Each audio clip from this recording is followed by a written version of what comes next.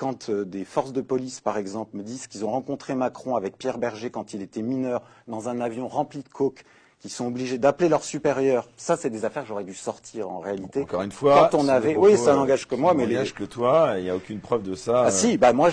C'est plutôt l'envie de dire, voilà, c'est pas Moi, normal. c'est embêtant. Tu vois, il y a des choses que je sors pas. Typiquement, ce que les douaniers m'avaient donné sur Pierre Berger dans l'avion bourré de coke avec Macron mineur, avec des gamins dans l'avion. Ça, voilà.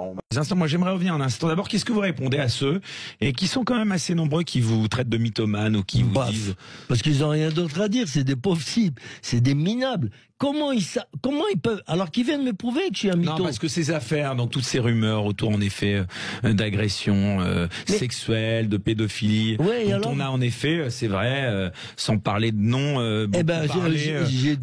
J'ai eu un procès, c'est moi qui ai demandé à être témoin assisté contre Yves Saint-Laurent et Pierre Berger, et je l'ai gagné haut la main.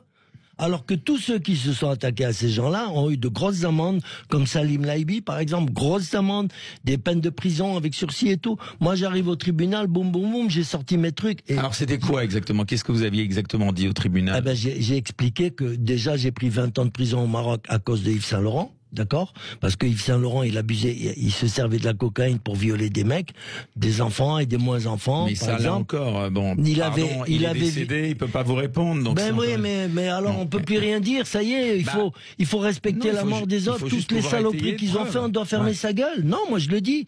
Celui qui est pas content, je l'emmerde, c'est clair, hein. C'est tout. Mais est-ce que vous avez des preuves de ce que vous dites? Mais putain, mais des preuves, mais quelles preuves? Mais vous croyez que Yves Saint-Laurent, il m'a signé un papier en me disant, oui, tu me fournis 100 grammes par semaine ou ça ou ça? Non, des preuves. Dans ma vie, on cache les preuves. On fait tout pour ne pas laisser de preuves derrière soi. Un voyou, c'est obligé. C'est ce qui me paraît. Mais moi, je raconte ce que j'ai vu. On me croit ou pas, j'en ai rien à branler. Voilà. Et ceux qui me traitent de mytho, qui viennent me le dire en face, ils ont une paire de couilles, d'accord? Moi, j'aimerais bien les voir venir me dire, t'es un mytho, toi. Qui viennent? À votre crédit, je vais quand même. Ça va. Voilà, je vais vous apporter en effet.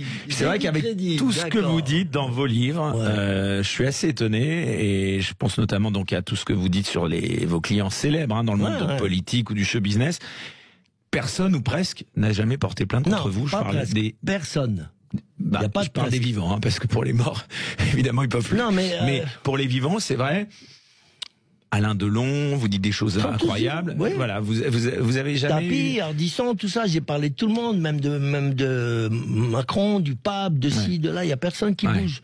Pourquoi ils m'attaquent pas? Parce qu'ils savent bien que il y a des dossiers, et s'ils veulent, on s'attaque. Moi, je demande que ça d'ailleurs. Un bon procès avec Delon ou même Tapie s'il veut. C'est que du bonheur. Non.